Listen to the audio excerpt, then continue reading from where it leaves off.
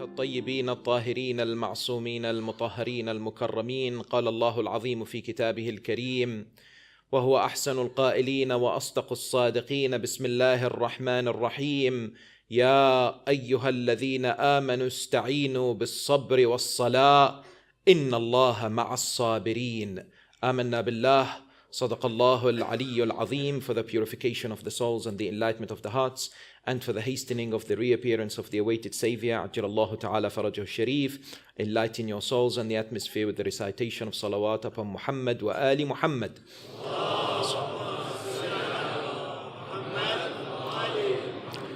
Respected elders, dignitaries, my dear brothers and sisters, Salamun alaykum wa rahmatullahi wa barakatuh. It's a phenomenon that has affected millions of people for over 15 years. It's one that is on the rise, and it is negatively impacting several communities. It's indeed a trend that is causing much worry for our communities in different parts of Europe and America. Islamophobia is considered to be the expression of anti-Muslim or anti-Islamic sentiment or prejudices towards people who follow the religion of Islam or the religion itself. You'll find that since the atrocities of 9/11, since the tragic events of 7/7 and other terrorist acts, Muslims are increasingly worried when they see the trend of Islamophobia in different parts in Europe and the United States increasing. The Islamophobic attacks are normally increased during terrorist events that happen in different parts of the world, whether it's in Paris, whether it was the terrorist actions in Belgium, whether it was in California or other parts. Muslims unfortunately braced themselves for a barrage of anti-Muslim sentiments after such terrorist actions perpetrated by groups that have of course nothing to do with the religion of Islam whatsoever, even though that they call themselves Muslims. In other words, many Muslims come forward to express condolence after such terrorist actions. What happened in Paris or Belgium, what happened in other places. Normally you find scholars, Sunni, Shia, others coming forward and saying that this has nothing to do with the religion of Islam whatsoever. That groups such as ISIS or Daesh, Boko Haram, Al-Qaeda, Taliban are not representative of the majority of the Muslim world out there, who are seeking to live in a particular coexistent manner, in a peaceful way with others, of people of other faiths and none. Hence you find that despite this idea of condemnation, you'll find a rise in Europe and in America of this type of behavior, of Islamophobic tendencies. People ask, what has been the result of this? Well, according to statistics, for example, by the organization MEND, 54% of hate-related crime in the United Kingdom is Islamophobic. In other words, it's related to Islamophobia. Some people have asked, what is the cause of Islamophobia? What is actually bringing about this particular trend? There is an interesting discussion that is out there. Indeed, many of the Muslim communities would begin to blame whom? The media. They say the media is institutionally Islamophobic, many a times trying to steer people against Islam and Muslims. Many a times it brings about prejudice and hatred towards this particular community.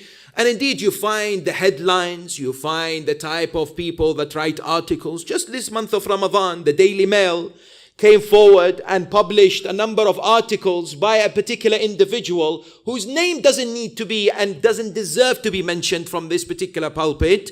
And this lady comes forward and says that we as British people must fear Ramadan because when it comes to Ramadan, there is a spike in terrorism. Yes.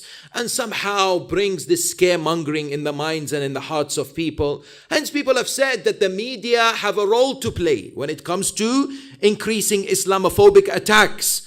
Unfortunately, in the last few days, the whole nations, us included, have been indeed struck with grief when we heard of the tragic killing of this honorable lady, by the MP lady by the name of Jo Cox. Yes, that many of us indeed felt a sense of grief when we heard of her killing, which is totally unacceptable and condemned, no doubt about it.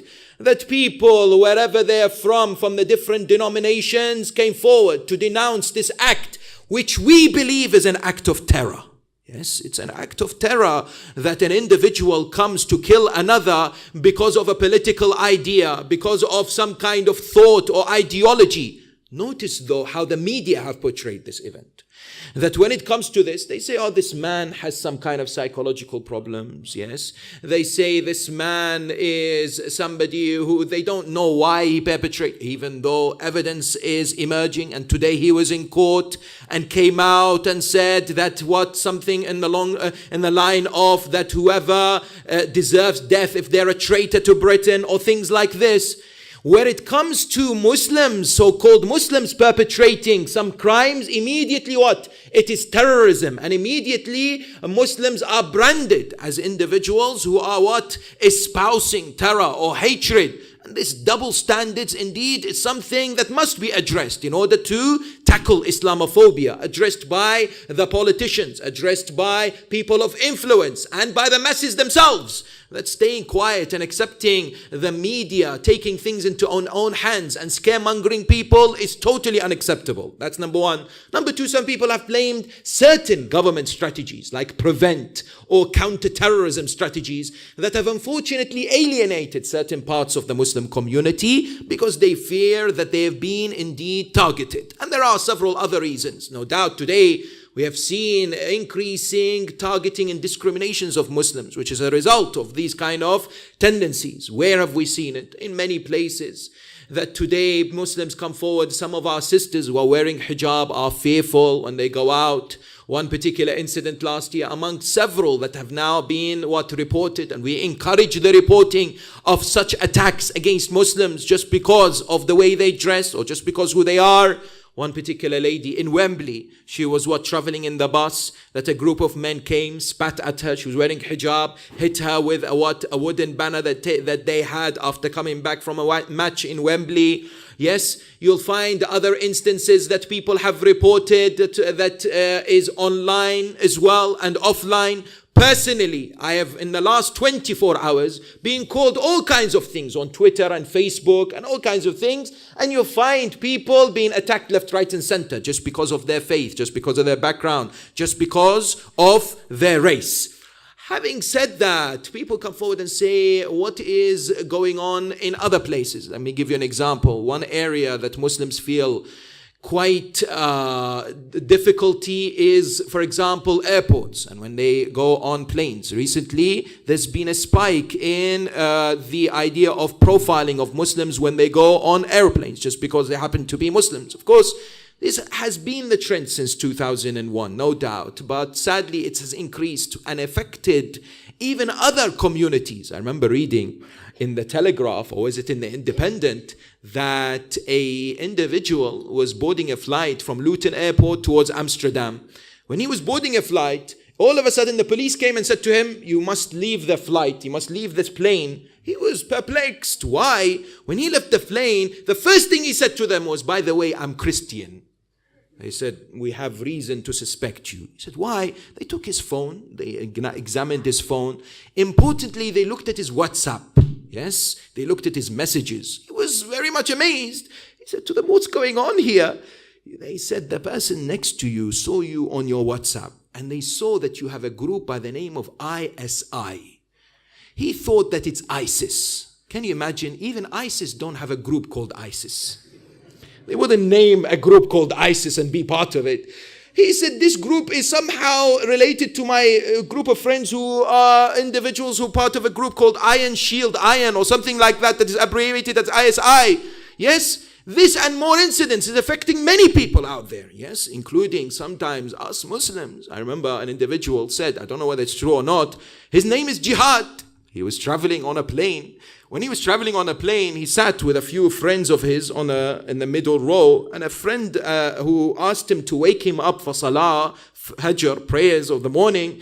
After a few hours, he said, I'm going to go to sleep, wake me up. So after a few hours, he wanted to wake him up, but he was finding difficulty to go to him because he was on the other side. He calls out, Jihad, it's time. Sometimes, yes, sometimes what happens is, it is what you and I do that is sometimes causes suspicion. And somebody said, thank God he didn't point to him, Allahu Akbar, you know. The idea is what? The idea is that Islamophobia is something that affects each and every one of us. And indeed, some of us are fearful of the future, despite the fact that you and I indeed are individuals who are proud to live in this country, which has a history of tolerance, which has a history of coexistence. And indeed, for many of us, it is our home, yes? And our scholars, our ulama, especially in the Shia school of thought, come forward and say that it is of the utmost importance to respect the law of the land. And this is indeed a primary objective when it comes to the believers and the Muslims. Yet the question is, how do we encounter and deal with Islamophobia, especially seeking inspiration from the month of Ramadan? Very briefly, I would like to look at this using Surah Al-Baqarah. First element is, let's look at the past.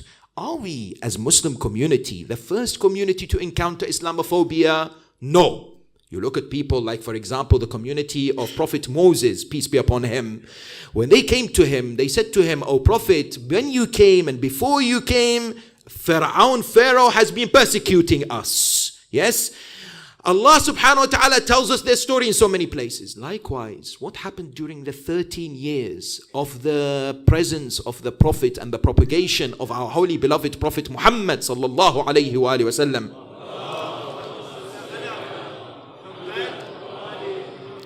In Mecca, you'll find that Quraysh, what did they do? They persecuted Muslims by torturing them, taking away their property, killing many of them, spreading rumors about Muslims and the Holy Prophet, that he's a sorcerer, he's a magician, he's a madman. Yes? 13 years of oppression, 13 years of injustice in Mecca that the Prophet and the Muslims, the companions, his family had to endure. But this did not make them weaker. This did not make them lose their resolve. Look at how Surah Al-Baqarah tells us what did they do. Allah subhanahu wa ta'ala in chapter 2 verse 241 says, أَمْ حَسِبْتُمْ أَن تَدْخُلُوا الْجَنَّةِ وَلَمَّا يَأْتِكُمْ مَثَلُ الَّذِينَ خَلَوْا مِنْ قَبْلِكُمْ. Do you think you'll go to paradise and you do not reflect about the people that came before you? مَسَّتْهُمُ الْبَأْسَاءُ وَالضَّرَّاءُ. They went through incredible hardship and difficulty. وَزُلْزِلُوا. They were shaken. حَتَّى يَقُولَ الرَّسُولُ وَالَّذِينَ آمَنُوا مَعَهُ مَتَى نَصْرُ اللَّهِ أَلَا إِنَّ نَصْرَ اللَّهِ قَرِيبٌ. Allah says in the Quran, do you think that you will be let off easily? You'll be tested, you'll be tried, you and I will be examined until the messenger and those with him will say, Oh Allah, bring us respite from this difficulty. And Allah responds. But indeed, the system of trial and tribulations does not only impact an individual, but it also impacts a community, no doubt about it. When we understand the Quran, when Allah says, وَلَنَبْلُوَنَّكُمْ بِشَيْءٍ مِّنَ الْخَوْفِ وَالْجُوعِ وَنَقْصٍ مِّنَ الْأَمْوَالِ وَالْأَنفُسِ وَالثَّمَرَاتِ. Allah says, I will test you by a number of things as a community, even as individuals. And this is part of the universal law of examinations that we believe is clearly espoused and demonstrated in the Holy Quran. I tell you, people ask, but why? Why should we be as a community going through this hardship, being picked on, being indeed painted with the same brush as the terrorist? Why should we be feeling sometimes fearful that we might be attacked just because of who we are and so on and so forth and our identity? Well, the answer is we have to understand that with responsibility comes examination. In which way? Let me tell you an example that one of the scholars beautifully said, which requires your attention. He said, imagine in a scenario that a group of people are taken to a camp. A few youth or youngsters are taken to a camp. They're undertaking certain parts, activities, recreational sports and so on. It's lunchtime. And the students or the group of youth or children sit down for food. And all of a sudden the food is to be served and it's soup. So it's poured onto special bowls and given to them. Now they're waiting for the cutlery. They say, where's the cutlery? Immediately they look around, it's the first day, and they ask, where's the cutlery? And everyone says, we've forgotten it. We don't have any cutlery. At that moment, what happens to the children? How do they respond? You have some who will say, well, you know what? My mother gave me some cutlery, I will use. Others say, I will try to drink it without any cutlery. And you'll find some people who will push it away and say, how do you expect us to have soup without any spoons? We'll be angry. We'll demonstrate. What happens if after a few moments later, the person in charge, there's a curtain, he opens the curtain up and says, here it is. The spoons were deliberately left behind the curtain. Here we go. And then you give it to people. You give it to those children. Next day, if you gather them around and you say to them, today we don't have any food, what do you expect from them? They say, oh, we know, it's behind the curtain. Isn't it? They'll say, yeah, you're testing us, isn't it? Allah subhanahu wa ta'ala, God the Almighty, can give us whatever we want. It's behind the curtain. He wants us to be patient. He wants us to wait. He wants us to grow. He wants us to become stronger individuals through this hardship, through this difficulty. Hence we seek inspiration from Surah Al-Baqarah, chapter 2 of the Quran, verse 153. Ya ayyuhalladhina amanu ista'inu bis-sabri was-salat. Oh, you who believe, seek assistance, help. Assistance comes from God. Yes, He is the only source of power. Yes, He is the only source of majesty and dignity. He says, I will assist you, but you need to look for the correct means of assistance. Seek help through what? Through two things: patience and prayer. Inna Allaha ma'as sabirin. Allah is with the patient ones. Let me give you a very brief analysis of this ayah. Scholars say, first of all, the recognition that help comes from God is of the utmost importance. That the believers, the Muslims, they submit to God peacefully. Secondly, what do? They understand that patience is a prerequisite for success in this world, wherever we are. However, patience brings about prayer, and prayer supports patience. Both are needed for success. In which way? When you and I want to perform prayers, especially early hours in the morning, I know in Ramadan it's easy. Some of us stay till 2:30, whatever, and we perform our Fajr prayers, no problem. But throughout the rest of the year, or at least in the summer, it's a struggle. Yes, but people waking up in the early morning to pray the 2 units of prayer. It requires a great deal of steadfastness and patience. Allah subhanahu wa ta'ala says this patience, when I mention it with prayer, is not coincidental. Both of them are needed to support each other. And when I pray, I will get more patience because I pray and I know I am praying to God, who is the one who is testing me. And through patience, I attain salvation, prosperity and success. It's very important that they're both mentioned together. And the final point in this regard is that God is with the whom? Is with the patient ones. How beautiful is this? When Musa reached the sea and the people looked at Pharaoh, he is approaching, he's coming. Yes. Some of them, the Quran tells us that they began to shiver. They thought that that's it. We're finished. That Pharaoh is going to catch up with us. Allah says in the Holy Quran, He says in Surah Al-Shu'ara, verse 61-62, قَالَ أَصْحَابُ مُوسَى إِنَّا لَمُدْرَكُونَ. They're going to catch up with us. قَالَ كَلَّا إِنَّ مَعِي رَبِّي سَيَهْدِينَ. No, God is with me. He will save us. Did Musa know the sea will split? Unlikely. Yes, it's unlikely. But he knew when you have strength with God and spirituality and this connection and relationship with the divine, you have this sense of what? Assurance, some strength within you that God will sort it out. You need to exercise patience as well as what? Devotion in terms of the remembrance of God. Now, how is this patience understood? I want you please to focus on this because some people think patience is the negative one where we sit there and we just wait for things to happen and allow events to unfold. No. The correct understanding of patience is sabrun jameel, the positive patience. Patience which brings about and brings forth activity and what? Proactiveness. How is that demonstrated when we and I deal with the increasing trends of Islamophobia? Yes, the first thing to recognize is that as believers, we need to develop 3 things. The Islamic system of morality espouses, number 1, tolerance, no doubt. that when we see people that we do not necessarily agree with, or individuals who do not subscribe to our ideology or belief, it is of the utmost importance that believers exercise tolerance, but more importantly, respect in that regard, that we do not demonize, we do not judge, we do not discriminate against people whom necessarily we are not happy with or disagree with their actions. Yes, that we remember the statement that should be written in gold in the house of every Muslim and presented to the non-Muslims as well by our Imam Amir al-Mu'mineen Ali ibn Abi Talib salawatullahi wa salamuhu alayhi.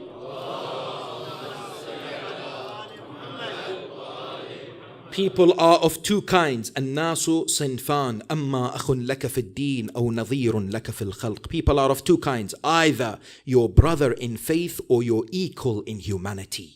That is our motto. That is our direction when it comes to dealing with people in society. That today there is an increasing hatred that we find. We pick up the newspaper, there's hatred. Documentaries, there's hatred. Yes, the jihadi next door. One particular British television channel made this documentary, the jihadi next door. Yes, and so on. We find hatred everywhere. We as believers, as Muslims, as the followers of Ali, repel hatred with love and compassion. That is our motto. That the repelling is of the greatest of importance. In what way should we do this? In the way that we must exhibit and display the best of behavior. Respect and mercy should be what? At the top of our agenda when it comes to dealing with others, when it comes to demonstrating the qualities and the characteristics of a true believer. When Allah says be patient, it means use this patience as strength to show the true beautiful nature of the what? Of the religion of Islam. Number one. Number two, we must utilize this negative trend into positive impacts. In which way? Let me give you one or two stories how this has been utilized. Yes, in the sense that we do not necessarily become despaired or despondent. Oh, there's a high Islamophobia. What should we do? The future is bleak. No, this is an opportunity to develop ourselves, first of all, educate our children in terms of tolerance and respect. Make sure our children don't grow up with hatred just because of a person's religion or background or practice. It starts from a young age, yes? It starts from a young age that we must espouse this particular love, yes? That the religion of Islam, that the Quran presents us. Now the key element is what? Is that we turn this negativity into positivity by engaging in what? Proactively with others, interfaith, having what? Conversations with people about the true nature of the religion of Islam, the religion of coexistence and peace. No doubt about it. The fact that these people are committing atrocities in the name of Islam that we are distant of. But key element here is to demonstrate it also in action, not in words only. I tell you, when I read the story, rarely mentioned, but it was demonstrated and published last year in The Independent, that there was a 95-year-old Jewish lady, yes, from the Jewish faith, 95 years of age. She was living by herself in Willesden Green, close by, yes. Her neighbors were Muslim. One day she was in the garden, she got to know them, they started talking. How wonderful it is that, neighbors know each other, visit each other, extend gifts for each other's holidays. No problem. Ulama say Christmas, other times, give gifts, cards. Say, show your what? Human nature, which is what? Full of respect. And what happens? Then she needed them more. They started to come home. The husband of that Muslim Pakistani family used to come and bring her shopping, do whatever's needed in the house, the gardening. And the 2-year-old daughter of the Pakistani Muslim family started to call this 95-year-old lady grandma. Until later, what did they used to do? Every morning they come, help her, bath her, clothe her at night, make her go to sleep. Yes, in such a wonderful way. That was what? And then later, last year, she passed away. They attended her funeral. Yes, they helped bring her family from America because her only daughter was America. And such a wonderful example. Or that taxi driver that found the money in America. Yes, and Allahu Akbar. If we speak about Islamophobia in America, yes, a presumptive, possible Republican Party presidential nominee comes forward with full of hatred, bigotry, anti-Muslim sentiments. But look at how we, as well as the Muslim community America and elsewhere, should be standing up as what? Exemplary in terms of morality, in terms of good conduct. That he found money, approximately $18,000 in the back of his car. He went and spent the whole day finding the owner. When he found the Italian lady, he gave her the suitcase. She said, I can't believe it. You could have run away. No one would have known. He said, no, I had to find it for you. She said, let me give you some. He says, no, I will not take anything. She says, why? He says, I'm a Muslim and my reward is with God. One sentence makes a difference. One expression of this love and generosity and compassion changes the opinion. But there's not too many out there who report this, no doubt, because the media wants sensationalization, yes, wants to brand Muslims as terrorists. But we repel this with these positive images as much as possible, yes, of greatest importance. But likewise, a key feature is to increase our service to community and to humanity.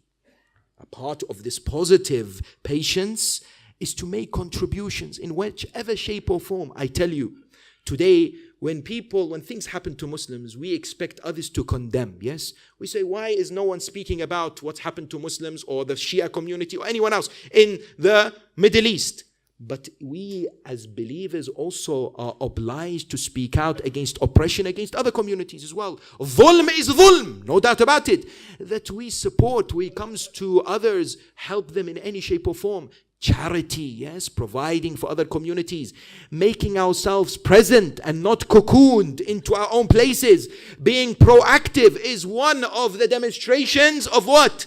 Of positive patience. No doubt about this, that each and every one of us can make very important, impactful contribution, and slowly we can rise to what? Become individuals who show that Islam, as Muslims, we are model citizens. And indeed later on our neighbors, our friends, the politicians will come, as they are saying today, yes, many of them, they're saying Muslims are peaceful, but we want to continue, and God forbid others who perpetrate evil crime should not be speaking ourselves. We should speak out in terms of our morality, our conduct, our speech, our proactiveness in society in any shape or form to make a positive difference, inshallah ta'ala. Final point, and that's the spiritual tip of the day. The nights of Qadr are only next week. Yes, only a few more days until we begin this wonderful spiritual journey. A few nights of ascension for the human being. A few hours we have these nights only, yes. And therefore we need to prepare from now. An individual who wants to attain the highest levels possible during those nights must have a prior plan. We need to sit down and think, what am I going to achieve on those nights? How am I going to make those Layla al-Qadr the best Layla al-Qadr in my life? How am I going to plan for my year on something positive, on something which brings happiness to the hearts of mankind and gives a good positive image to Muslims? And I make that decision and intention on those nights. And believe you me, it will be blessed by Allah subhanahu wa ta'ala. Preparation for the nights of Qadr must start if it has not already started. We pray to Allah subhanahu wa ta'ala to bless us with strength, with courage, to give us the ability to present ourselves in the best possible way. And indeed, we pray to Him subhanahu wa ta'ala to accept our fast and to make the month of Ramadan the opportunity. And the sabr, of course, is sometimes understood as patience, yes, as siyam, as fasting, that we make the month of Ramadan as a springboard for us to be proactive. وآخر دعوانا أن الحمد لله رب العالمين وصلي اللهم على محمد وآله الطاهرين.